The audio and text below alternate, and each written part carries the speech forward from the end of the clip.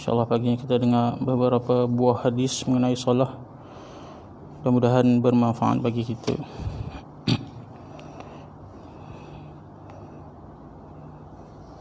An Abdullah bin Qurt radhiyallahu anhu qala Rasulullah sallallahu alaihi wasallam awwalu ma yuhasabu bihi al-'abdu yawm al-qiyamah as-salah fa in saluhat saluha sa'iru 'amalihi wa in fasadat fasada sa'iru 'amalihi. Sayyidina Abdullah bin Qurt radhiyallahu anhu meriwayatkan bahawa Rasulullah sallallahu alaihi wasallam bersabda, perkara pertama yang akan dihisab terhadap seseorang hamba pada hari kiamat ialah solat. Sekiranya solat baik, maka semua amalannya yang lain juga akan baik. Sekiranya solatnya rosak, maka semua amalannya yang lain juga akan rosak. Sayyidina Abdullah bin Qurt radhiyallahu anhu meriwayatkan bahawa Rasulullah sallallahu alaihi wasallam bersabda, perkara pertama yang akan dihisab terhadap seseorang hamba pada hari kiamat ialah solat. Sekiranya solat baik, maka semua amalannya yang lain juga akan baik. Sekiranya solatnya rosak, maka semua amalannya yang lain juga akan rosak. An Jabir radhiyallahu anhu qala rajulun lin nabi sallallahu alaihi wasallam inna fulanan yusalli fa idza asbaha saraqa qala sayanhahu ma yaqul. Sayyidina Jabir radhiyallahu anhu berkata bahawa seorang lelaki berkata kepada Nabi sallallahu alaihi wasallam, sesungguhnya ada seorang yang bersolat pada waktu malam, tetapi pada waktu pagi dia mencuri. Nabi SAW bersabda, solatnya itu akan menegahnya daripada keburukan itu. Sayyidina Jabir radhiyallahu anhu berkata bahawa seorang lelaki berkata pada Nabi SAW, sesungguhnya ada seorang yang bersolat pada waktu malam, tetapi pada waktu pagi dia mencuri. Nabi SAW bersabda, solatnya itu akan mencegahnya daripada keburukan itu. An Salman radhiyallahu anhu qala Rasulullah sallallahu alaihi wasallam innal muslima idza tawaddaa fa ahsana al-wudu'a thumma shalla as-salawatil khamsa tahattat khatayahu kama yatahattu hadzal waraq wa qala wa aqimis salata tarafayn nahari wa zulafan min al-lail innal hasanati yudhhibna as-sayyi'at dzalika dzikra lidz-dzakirin.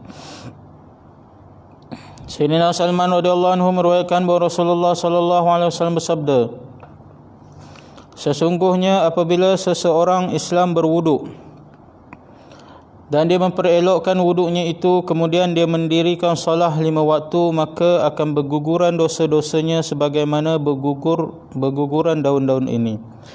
Kemudian baginda Rasulullah sallallahu alaihi wasallam membaca ayat wa aqimis salata tarafayn nahari wa zulafan minal lail innal hasanati yudhhibna as-sayyi'at dzalika dzikra lidz-dzakirin.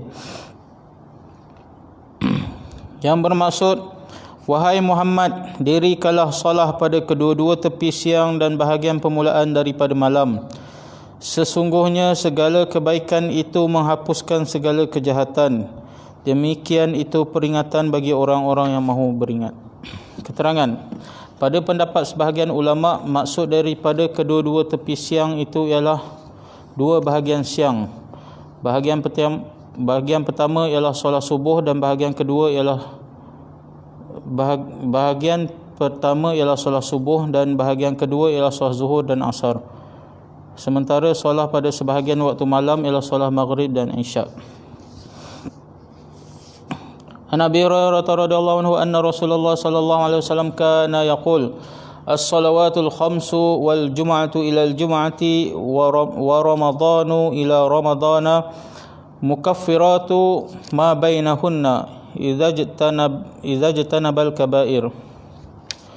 Sayyidina Abu Hurairah radhiyallahu anhu meriwayatkan bahawa Rasulullah sallallahu alaihi wasallam bersabda, solat 5 waktu, solat Jumaat hingga solat Jumaat yang lain, puasa Ramadan hingga puasa Ramadan yang lain merupakan kafarah terhadap dosa-dosa yang berlaku antara waktu-waktu itu selagi seseorang itu menjauhi dosa-dosa besar.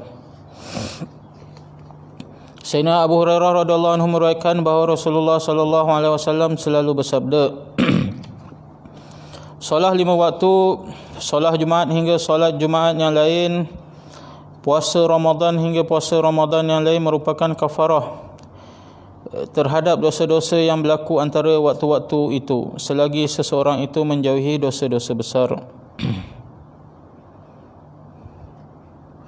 An Abi Hurairah radhiyallahu anhu qala Rasulullah sallallahu alaihi wasallam man hafadha ala haula'i salawatil maktubati lam yuktab minal ghafilin.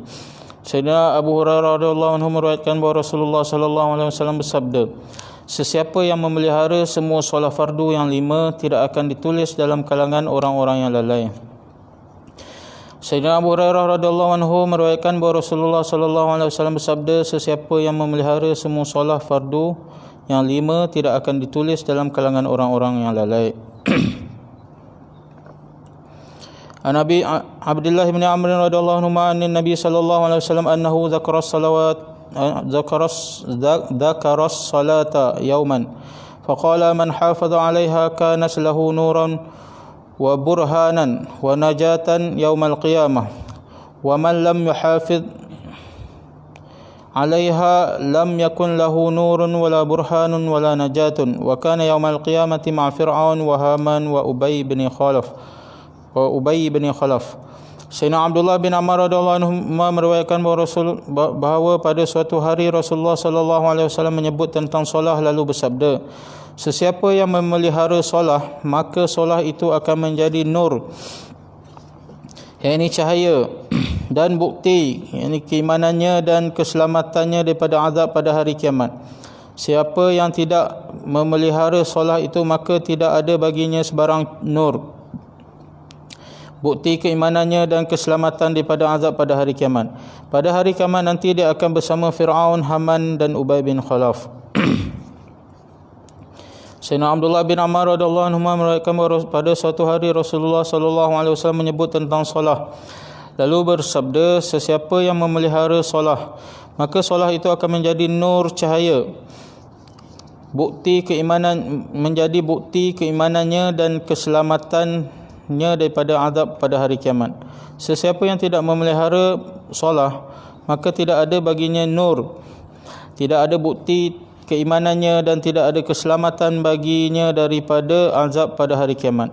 Pada hari kiamat nanti dia akan bersama Fir'aun, Haman, Ubay dan Ubay bin Khalaf. InsyaAllah kita telah dengar tentang beberapa buah hadis mengenai solat. Mudah-mudahan kita dapat ambil iktibar amal dan sampaikan insyaAllah. Subhanallah bihamdihi subhanakallah. Asyhadu an la ilaha illallah.